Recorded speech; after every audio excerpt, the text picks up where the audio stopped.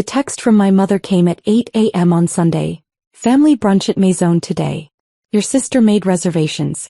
Please dress appropriately, it's very upscale.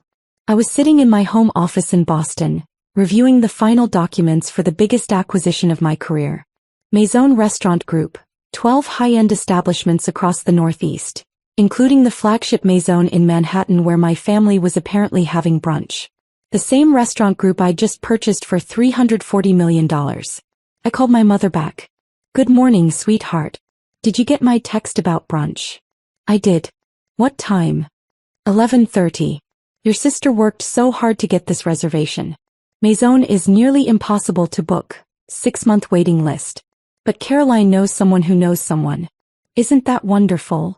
Caroline, my younger sister who'd married a hedge fund manager and now spent her days networking and name-dropping.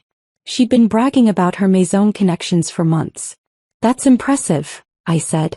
It is. Which is why I need to ask a favor. Could you perhaps, I don't know, keep a low profile? Caroline is bringing potential clients, very important people. Your father and I want to make the right impression. What kind of impression would I make? Pause. Well, darling, you know how you are. All that talk about restaurants and hospitality management.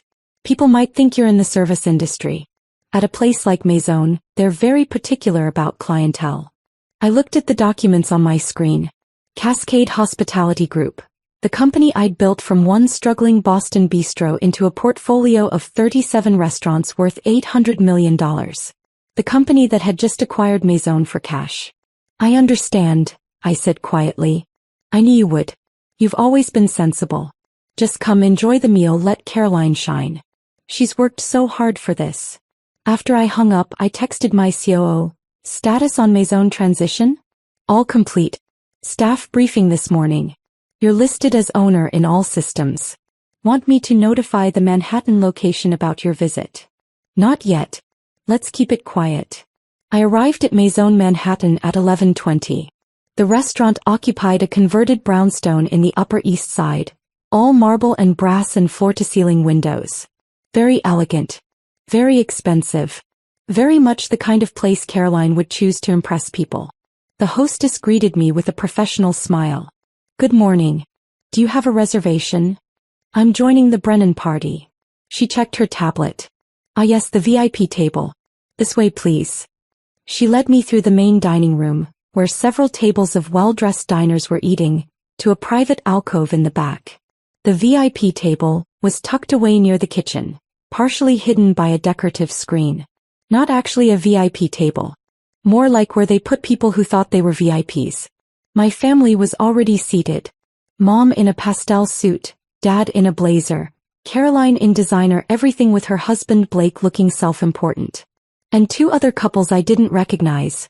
Blake's clients, presumably. Emma. Mom's smile was tight. You made it. Everyone, this is my other daughter, Emma. Emma, these are the Harrisons and the Mitchells. They're considering investing with Blake's firm. I shook hands, noting how Caroline positioned herself at the head of the table, already holding court. This restaurant is incredible, Mrs. Harrison was saying. Caroline, how did you ever get a reservation? I've been trying for months. Caroline smiled, clearly pleased. Oh, I have connections. The owner's daughter went to school with a friend of mine. One phone call and we had the VIP table. She gestured around the alcove like it was a throne room. They don't give this table to just anyone. I bit my lip to keep from laughing. The VIP table was table 47, typically reserved for large parties they wanted to keep out of sight. The actual VIP tables were in the front window, numbers 1 through 4, where people could see and be seen. So impressive, Mr. Mitchell said. This is exactly the kind of access we're looking for. Someone well-connected who knows the right people. Blake preened. Caroline's network is extraordinary. She can get us into anywhere. Emma, what do you do? Mrs. Harrison asked politely. Before I could answer, Mom jumped in. Emma works in the restaurant business. Management, that sort of thing. Oh, how nice, Mrs. Harrison said in that tone that meant she'd lost interest. That must be steady work. It is, I agreed. Caroline leaned forward. Emma's being modest. She manages a little place in Boston. It's very cute. Neighborhood spot, casual dining. Nothing like this of course, but she does well. Blake nodded. The service industry is important. Someone has to work those jobs. I took a sip of water and said nothing. The waiter appeared. A young man named David who I recognized from the staff files I'd reviewed that morning. He took drink orders with practiced efficiency. Caroline flagged him down as he turned to leave. Excuse me, could you ask the chef to prepare something off menu? I have very specific dietary requirements. David's smile didn't waver. I'll ask, ma'am, but our chef prefers not to deviate from the menu. Each dish is carefully crafted. I don't think you understand, Caroline said, voice hardening. This is the VIP table. I'm personal friends with the owner's daughter. One phone call and I can have you replaced. David's face went carefully blank. Of course, ma'am. I'll speak with the chef. After he left, Caroline smiled at the table. You have to be firm with staff. They respond to authority. I watched David's retreating back, saw the tension in his shoulders. Made a mental note. Brunch arrived in waves. Eggs Benedict, lobster omelets, truffle scrambled eggs, fresh pastries. Everything was perfect. Exactly the quality I'd expected when I reviewed Maison's operations. Conversation flowed around me. Caroline talked about her charity boards. Blake discussed his firm's returns. The Harrisons and Mitchells asked questions about connections and access. My parents smiled and nodded, clearly pleased with how the meal was going. No one asked about my work beyond Mom's dismissive introduction. Halfway through the meal, the restaurant manager appeared. A woman named Sofia Rodriguez who'd been with Maison for 8 years. I'd spoken with her by phone 3 times during the acquisition process. She approached our table with a professional smile. Good morning. I wanted to check that everything is satisfactory. Wonderful, Caroline said. Though I did have to speak to our waiter about being more accommodating. You might want to train your staff better on VIP service. Sophia's smile tightened. I'll make a note of that. May I ask who you are? Caroline Brennan. I secured this reservation through the owner's daughter. Perhaps you've heard of me. I haven't, no. But then I've worked here 8 years and the owner doesn't have a daughter. Sophia's tone was polite ice. She has 3 sons, none of whom are involved in reservations. Caroline went pink. Well, it was a friend of someone who knows. Your reservation came through our standard booking system. There's no note about special connections or VIP status. Sophia glanced at me and I saw recognition flicker in her eyes. Though I see we have an actual VIP at this table. Everyone turned to look at me. I'm sorry. Mom said. Sophia smiled. Miss Brennan, I don't believe we've been properly introduced. I'm Sofia Rodriguez, General Manager of Maison Manhattan. And you're? Emma Brennan, I said quietly. Ms. Emma Brennan, CEO of Cascade Hospitality Group. Our new owner as of 9 a.m. this morning. Sophia's smile widened. Welcome to your restaurant, Madame C. The silence at the table was absolute. Caroline's face drained of color. What? The acquisition was finalized this morning, Sophia continued. Cascade Hospitality purchased the entire Maison restaurant group. Ms. Brennan now owns all 12 locations including this one. He turned to me. I apologize for seating your party at table 47. Had I known you were dining with us, I would have reserved table 1. Table 47 is fine, I said. You own this restaurant? Blake's voice cracked. This restaurant. I own this restaurant chain. All 12 locations.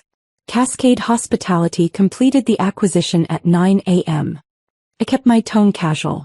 We also own 37 other restaurants across the Northeast. Maison was our largest acquisition to date. Mom's champagne glass tilted, forgotten in her hand. Emma, you said you managed a restaurant. I said I worked in restaurant management. I'm CEO of Cascade Hospitality. I've been building the company for 12 years. Started with one failing bistro in Boston that I bought for $200,000, renovated, and turned into the flagship for what became a $800 million portfolio. Dad had gone pale. $800 million? That was our valuation before the Maison acquisition. We paid $340 million cash for Maison, which brings the total portfolio value to about $1.1 billion. I smiled. Give or take. The Harrisons and Mitchells were staring. Mrs. Mitchell found her voice first. You built a billion-dollar restaurant empire? From the ground up. Started working in restaurants at 16. Dishwasher, line cook, server, manager. Learned every position. Saved money, got a loan, bought my first property at 25. Built from there. Caroline looked like she might be sick. But you never told us you owned. I tried. At Thanksgiving 3 years ago I mentioned opening our 15th location. Dad asked if I was still playing restaurant. At Christmas I talked about expanding into New York. Mom changed the subject to your wedding planning. At Easter I tried to explain our growth strategy. You said it sounded boring and asked about my dating life. Each sentence landed like a hammer blow. You said you managed a neighborhood spot, Blake said weakly. Caroline said that. I never corrected her because you all seemed so certain about what I did without bothering to ask. I turned to Sophia. What was the complaint about David? Sophia's expression darkened. Ms. Caroline Brennan demanded off-menu items and threatened David's job, claiming she had connections to ownership. I see. I looked at Caroline. You threatened to have a staff member fired. At a restaurant I own. While sitting at a table you claim to have secured through connections that don't exist. I didn't know. Caroline's voice was desperate. Emma, I didn't know it was your restaurant. Would it have mattered? Would you have treated David with respect if you'd known?